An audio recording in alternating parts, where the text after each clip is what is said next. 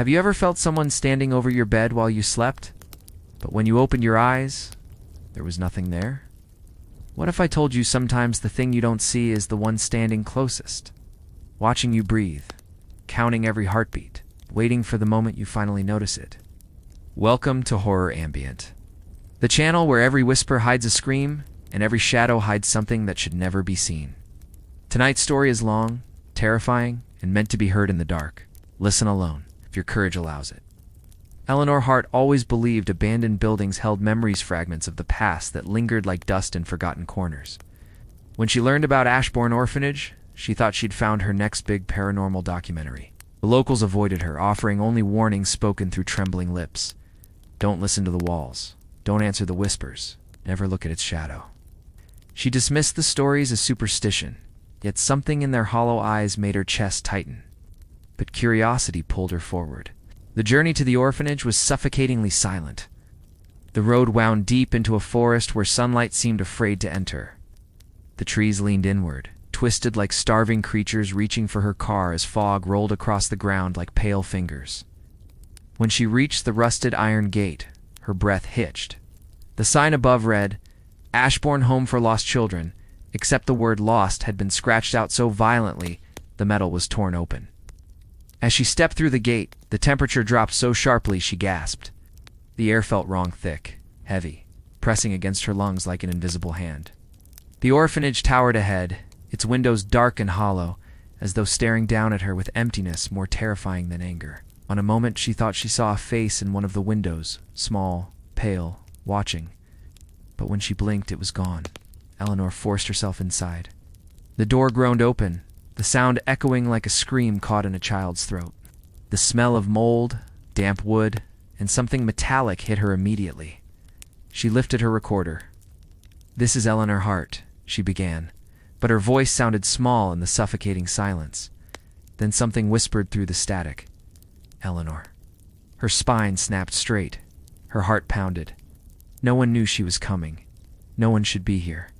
She replayed the audio. The voice wasn't hers. It was a child's voice. Too close. Too soft. Too real. She exhaled shakily and walked deeper. The hall stretched endlessly, swallowing her flashlight beam. Paintings lined the walls, children smiling with disturbingly wide mouths, though their faces had been stretched by unseen hands. Their eyes were carved out, gouged deeply, leaving hollow pits that seemed to stare at her nonetheless. As she passed the final painting, she heard breathing behind her. Slow, wet, too close. She spun around. The hallway was empty. But the breathing continued. It was coming from the painting. The carved-out eyes were moving, twitching like something alive lurked behind them. Eleanor stumbled back and forced herself down another corridor. The air felt heavier with every step, so the building recognized her. Now acknowledged her presence, accepted her as prey. Her flashlight flickered, then stabilized. A trail of small footprints appeared on the dusty floor ahead of her, child-sized, bare, leading deeper inside. She followed them. She shouldn't have. At the end of the hall, she saw a small figure, a child maybe 6 or 7, standing with their back turned. Eleanor froze. "Lo," she whispered. The child didn't move. She took one hesitant step forward. The air thickened. The child's head twisted without its body turning a slow, snapping movement until its face stared at her upside down. The face was featureless, smooth like wet clay. Then a mouth formed, stretching open painfully wide. "Run!" Eleanor sprinted blindly, her footsteps erupting into echoes that seemed to chase her down the hall. The building groaned around her as though something enormous shifted inside the walls. She crashed into a playroom. Toys lay scattered, covered in dust. A rocking horse swayed gently by itself. Then her flashlight died. She was swallowed by darkness. Whispers erupted. Soft, giggles, crying, hissing. They circled her, moving rapidly. Something tugged her hair, cold hands brushed her wrists, her legs small fingers wrapping around her ankles. The whispers grew louder. "He is awake." Her recorder clicked on. A deep voice in human, ancient growled from the speaker. "You came to us?" Her pulse fractured. "You opened the door." Breathing surrounded her hundreds of breaths. "You are ours." The darkness behind her shifted. Something massive rose from the floor. Shape too large, too distorted to be human. The stench of decay filled the air. Eleanor crawled backward as the figure took shape, long limbs dragging, head hanging unnaturally sideways, jaw unhinged so wide it nearly split the skull. Its eyes were hollow pits of swirling black. It leaned forward. I have waited so long. Eleanor fled. She didn't look back. She couldn't.